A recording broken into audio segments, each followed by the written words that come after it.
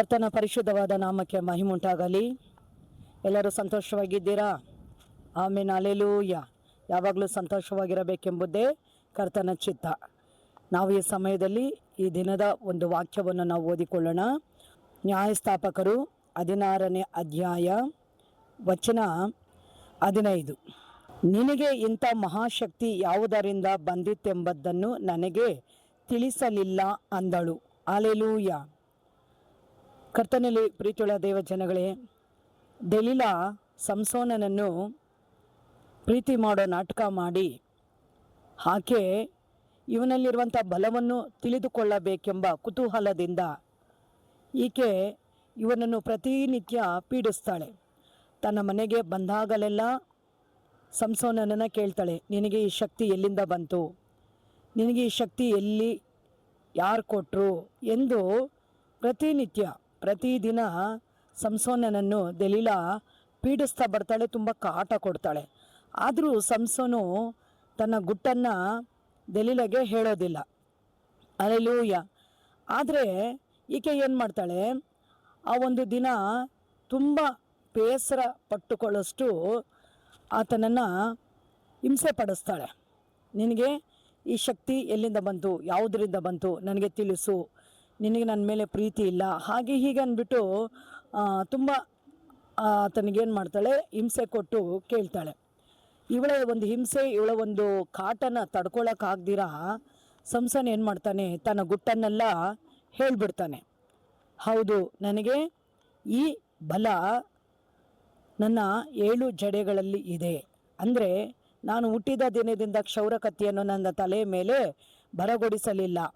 ನನ್ನ ತಲೆಯ ಮೇಲೆ ಕ್ಷೌರ ಕತ್ತಿ ಬರುವುದಾದರೆ ನನ್ನ ಇಡೀ ಬಲವೆಲ್ಲ ಕುಂದಿ ಹೋಗುತ್ತೆ ಅಂತ ಹೇಳಿಬಿಡ್ತಾನೆ. ಹಲ್ಲೆಲೂಯ. ದೇವ ಜನರೇ, ಸಂಸೋನನ ಮೇಲೆ ದೇವರ ಬಲ ಇರುವ ತನಕ ಸಂಸೋನನನ್ನು ಎದುರಿಸಿ ನಿಲ್ಲುವುದಕ್ಕೆ ಫಿಲಿಷ್ಟಿಯರಲ್ಲಿ ಒಬ್ಬನಿಂದನೂ ಆಗದೆ ಹೋಯಿತು. ಆತನು ಎಂಥ ಮಹಾ ದೊಡ್ಡ ಶಕ್ತಿವಂತ, ಕರ್ತನ ಬಲವನ್ನು ಹೊಂದಿಕೊಂಡಂಥ ವೀರ. ಆದರೆ ಈತ ಏನು ಮಾಡ್ತಾನೆ, ದೆಲೀಲಾಳ ಮೋಹದಿಂದ ವಂಚಿಸಲ್ಪಟ್ಟು ತನ್ನ ಎಲ್ಲ ಬಲವನ್ನು ಆತನು ಹೇಳಿಬಿಡ್ತಾನೆ. ಆಗ ದೆಲೀಲಾ ಏನು ಮಾಡ್ತಾಳೆ, ಅವನನ್ನು ಮಲಗಿಸಿ ನಿದ್ರೆ ಮಾಡೋ ಥರ ನಾಟಕ ಮಾಡಿ ಇಡೀ ಅವನ ತಲೆಯಲ್ಲಿರುವಂಥ ಎಲ್ಲ ಕೂದಲನ್ನು ಅವಳೇನು ಮಾಡ್ತಾಳೆ, ಕ್ಷೌರ ಕತ್ತಿಯಿಂದ ತೆಗೆಸ್ಬಿಡ್ತಾಳೆ. ಸಂಸೋನು ನಿದ್ರೆಯಲ್ಲಿರುವಾಗ ಅವನಿಗೆ ಏನು ಗೊತ್ತಾಗಲಿಲ್ಲ. ಯಾವಾಗ ಆ ತಲೆ ಕೂದಲನ್ನು ಅವಳು ಬೋಳಿಸಿದ್ಲು, ಆಗ ದೇವರಾತ್ಮನು ಅವನನ್ನು ಬಿಟ್ಟು ಹೋದ. ಹಲ್ಲೆಲೂಯ. ಹೌದು ಪ್ರೀತಿಯುಳ್ಳ ದೇವ ಜನಗಳೇ, ಸಂಸೋನನ ತಲೆಯ ಕೂದಲು ಅವನಲ್ಲಿ ಇರುವ ತನಕ ದೇವರ ಬಲ ಅವನಲ್ಲಿ ನೆಲೆಗೊಂಡಿತ್ತು. ಯಾವಾಗ ಆ ತಲೆ ಕೂದಲು ಅವನಿಂದ ಆ ದೆಲೀಲಾಳು ತೆಗೆಸ್ತಿ ಬಿಟ್ಲೋ, ಅಂದಿನಿಂದ ಅವನು ಬಲಹೀನನಾದ, ಕುಂದಿ ಹೋದಂಥ ಮನುಷ್ಯನಾಗ್ಬಿಟ್ಟ, ಸಾಮಾನ್ಯ ಮನುಷ್ಯನ ಹಾಗೆ ಆಗ್ಬಿಟ್ಟ. ಹಲ್ಲೆಲೂಯ. ಇದು ಅವನಿಗೆ ಗೊತ್ತಾಗಲಿಲ್ಲ. ಒಡನೆ ಏನು ಮಾಡ್ತಾಳೆ ಈಕೆ, ಸಂಸೋನನೇ ಫಿಲಿಷ್ಟಿಯರು ಬಂದಿದ್ದಾರೆ ಎಂದು ಹೇಳಿದಾಗ ಸಂಸೋನನು ಪ್ರತಿನಿತ್ಯ ಯಾವ ರೀತಿ ಕೊಸರ್ಕೊಂಡು ಅವನು ಎದ್ದೊಳ್ಬೇಕಂತ ಎದ್ದೊಳದ್ನೋ ಅವನಿಂದ ಆಗದೆ ಹೋಯಿತು. ಹಲ್ಲೆಲೂಯ. ಪ್ರೀತಿಯುಳ್ಳ ದೇವ ಜನಗಳೇ, ದೇವರ ಆತ್ಮನು ನಮ್ಮ ಮೇಲೆ ಬರುವಾಗ ನಾವು ಆತ್ಮದಲ್ಲಿ ಬಲ ಹೊಂದಿ ದೃಢವಾಗಿ ನಾವು ಕರ್ತನಲ್ಲಿ ನಿಂತ್ಕೊತೀವಿ. ಯಾವಾಗ ಈ ರೀತಿಯಾದಂಥ ಪಾಪಗಳನ್ನು, ತಪ್ಪುಗಳನ್ನು ನಾವು ಮಾಡ್ತೀವೋ ಆಗ ಏನಾಗುತ್ತೆ, ನಮ್ಮ ಮೇಲಿರುವಂಥ ದೇವರಾತ್ಮ ನಮ್ಮನ್ನು ಬಿಟ್ಟು ಹೋಗುತ್ತಾನೆ. 3.5 ವರ್ಷಗಳ ಕಾಲ ಶಿಷ್ಯರು ಯೇಸುವಿನ ಸಂಗಡ ಇದ್ದಾಗ ಶಿಷ್ಯರು ಏನು ಮಾಡ್ತಾಯಿದ್ರು, ರೋಗಗಳನ್ನ ವಾಸಿ ಮಾಡಿದ್ರು, ದೆವ್ವಗಳನ್ನು ಓಡಿಸಿದ್ರು, ಬಲವಾಗಿ ದೃಢವಾಗಿ ಕರ್ತನಲ್ಲಿ ನಿಂತರು. ಯಾವಾಗ ದೇವರು ಶಿಲುಬೆಯ ಮೇಲೆ ತನ್ನ ಪ್ರಾಣವನ್ನು ಕೊಡುವುದಕ್ಕಾಗಿ ತನ್ನನ್ನು ಒಪ್ಪಿಸಿಕೊಟ್ಟನೋ ಅಂದು ಏನು ಮಾಡಿದ್ರು, ಎಲ್ಲ ಶಿಷ್ಯರು ಯೇಸು ಸ್ವಾಮಿಯನ್ನು ಬಿಟ್ಟು ಓಡಿ ಹೋದರು. ಆಮೇನ್, ಹಲ್ಲೆಲೂಯ. ಕರ್ತನು ಇರುವ ತನಕ ಅವರಲ್ಲಿ ಬಲ ಇತ್ತು. ಯಾವಾಗ ಕರ್ತನು ಶಿಲುಬೆ ಮೇಲೆ ಏರಿಸಲ್ಪಟ್ಟನೋ ಅಂದು ಅವ್ರೇನು ಮಾಡಿದ್ರು, ಸೋತೋಗ್ಬಿಟ್ರು, ಕೂಗೋಗ್ಬಿಟ್ರು, ಯೇಸುನ ಬಿಟ್ಟು ಹಿಂಜಾರಿ ಓಡಿ ಹೋಗ್ಬಿಟ್ರು. ಹಲ್ಲೆಲೂಯ. ದೇವರ ನಾಮಕ್ಕೆ ಮಹಿಮೆ ಉಂಟಾಗಲಿ. ಯಾವಾಗ ಇವರು ಕುಂದಿ ದೃಢವಾಗಿ ನಿಲ್ಲಕ್ಕಾಗದೆ ಸೋತು ಹೋದ್ರು, ಶೋಧನೆಗಳು ಬರುವಾಗ ಯೇಸು ಸ್ವಾಮಿಯನ್ನು ಬಿಟ್ಟು ಇವರು ಓಡಿ ಹೋದರು.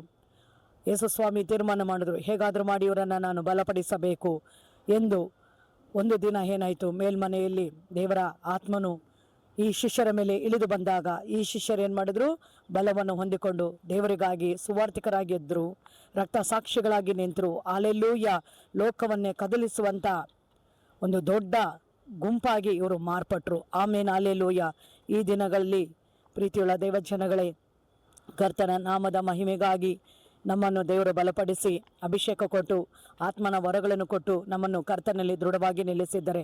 ಕೊಟ್ಟಿರುವಂಥ ಈ ಅಭಿಷೇಕವನ್ನು ಕಳೆದುಕೊಳ್ಳದ ಹಾಗೆ, ಕೊಟ್ಟಿರುವಂಥ ಈ ವರಗಳನ್ನು ನಾವು ಕಳೆದುಕೊಳ್ಳದ ಹಾಗೆ ದೇವರಿಗಾಗಿ ಇದನ್ನು ನಾವೇನು ಮಾಡೋಣ?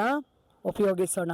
ಯಾವಾಗ ಲೋಕದ ಕಾರ್ಯಗಳಿಗಾಗಿ, ಲೋಕದ ಚಿಂತೆಗಳಿಗಾಗಿ, ಲೋಕದ ಆಸೆಗಳಿಗಾಗಿ, ಅನ್ಯ ಜನಗಳ ಸೆಲುವಿಗಾಗಿ ನಾವು ಮನಸ್ಸೋತು ಯಾವಾಗ ಇದರಲ್ಲಿ ನಾವು ಅಸಡ್ಡೆ ಮಾಡಿಬಿಡ್ತಾರೋ ಆವಾಗ ದೇವರಾತ್ಮನ ನಮ್ಮನ್ನು ಬಿಟ್ಟು ಹೋಗ್ಬಿಡ್ತಾನೆ. ದೇವರಾತ್ಮ ನಮ್ಮಲ್ಲಿ ಇದ್ದರೆ ಮಾತ್ರನೇ ನಾವು ದೇವರಿಗಾಗಿ ಎಲ್ಲವನ್ನು ಜಯಿಸಿ ನಿಲ್ಲೋದಕ್ಕೆ ಸಾಧ್ಯ. ದೇವರಾತ್ಮನ ನಮ್ಮಲ್ಲಿ ಇಲ್ಲದೆ ಹೋದರೆ ನೋಡ್ರಿ, ಸಂಸೋನನ ಪರಿಸ್ಥಿತಿ ಏನಾಯಿತು? ಆ ರೀತಿ ಆಗ್ಬಿಡುತ್ತೆ. ಬೇಡ, ಇದನ್ನು ನಾವು ಈ ರೀತಿಯಾಗಿ ತಪ್ಪಾಗಿ ಇದನ್ನು ನಾವು ಉಪಯೋಗಿಸೋದು ಬೇಡ. ದೇವರು ಕೊಟ್ಟಿರುವಂಥ ಬಲ ದೇವರಿಗಾಗಿ ನಾವು ಉಪಯೋಗಿಸೋಣ. ಪ್ರೀತಿಯುಳ್ಳ ದೇವಜನಗಳೇ, ದೇವರು ನಿಮ್ಮನ್ನು ಆಶೀರ್ವದಿಸಲಿ. ಈ ದಿನದ ಈ ವಾಕ್ಯವನ್ನು ಕೇಳಿದಂಥ ನಿಮ್ಮೆಲ್ಲರಿಗಾಗಿ ಈ ಸಮಯದಲ್ಲಿ ಒಂದು ಚಿಕ್ಕ ಪ್ರಾರ್ಥನೆ ಮಾಡೋಣ. ಹಾಲೆಲೂಯ. ಸ್ತೋತ್ರ. ಬಲದಿಂದಲ್ಲ, ಪರಾಕ್ರಮದಿಂದಲ್ಲ, ಸೇನಾಧೀಶ್ವರನಾದ ಯೆಹೋವನ ಆತ್ಮನಿಂದಲೇ ಆಗುವುದೆಂದು ಹೇಳಿದಂಥ ದೇವಾದಿ ದೇವನೇ ಸ್ವಾಮಿ, ಈ ಲೋಕದ ಆಸೆಗಳಿಗಾಗಿ, ಆಡಂಬರಗಳಿಗಾಗಿ ಕರ್ತನೇ ಸಯ್ಯ ನೀನು ಕೊಟ್ಟಿರುವ ಬಲವನ್ನು ಉಪಯೋಗಿಸಿಕೊಳ್ಳದ ಹಾಗೆ ಕರ್ತನ ನಾಮನ ಮಹಿಮೆಗೋಸ್ಕರ ಸೇವೆ, ಸುವಾರ್ತೆ, ಪ್ರಾರ್ಥನೆ, ಆತ್ಮ ಆದಾಯ, ಇದಕ್ಕಾಗಿ ಸ್ವಾಮಿ ನಿನ್ನ ಬಲವನ್ನು ಕರ್ತನೆ ಹೊಂದಿಕೊಂಡು ಸೈತಾನನ ಬಲವನ್ನು ಎದುರಿಸಿ ನಿಲ್ಲುವುದಕ್ಕೆ ಬೇಕಾಗಿರುವಂಥ ದೇವರೇ ನಿನ್ನ ಬಲ ಅತ್ಯಧಿಕವಾದ ಶಕ್ತಿಯನ್ನು ಅನುಗ್ರಹಿಸಿ ನಿನ್ನ ಮಕ್ಕಳನ್ನು ಆಶೀರ್ವದಿಸು. ಪ್ರಾರ್ಥನೆ ಕೇಳಿ ಹಾಗೆ ಮಾಡಿದ್ದಕ್ಕಾಗಿ ಸ್ತೋತ್ರ. ಯೇಸು ಕ್ರಿಸ್ತನ ನಾಮದಲ್ಲಿ ತಂದೆಯೇ, ಆಮೇನ್. ದೇವನಾಮಕ್ಕೆ ಮಹಿಮುಂಟಾಗಲಿ. ವಾಕ್ಯವನ್ನು ಕೇಳಿದಂಥ ನಿಮ್ಮನ್ನು ದೇವರು ಹೆಚ್ಚಾಗಿ ಆಶೀರ್ವದಿಸಲಿ. ಆಮೇನ್. ಈ ವಿಡಿಯೋ ನಿಮಗೆ ಇಷ್ಟವಾಗಿದ್ದರೆ ಲೈಕ್ ಮಾಡಿರಿ, ಶೇರ್ ಮಾಡಿರಿ, ಸಬ್ಸ್ಕ್ರೈಬ್ ಮಾಡಿರಿ. ಆಮೇನ್.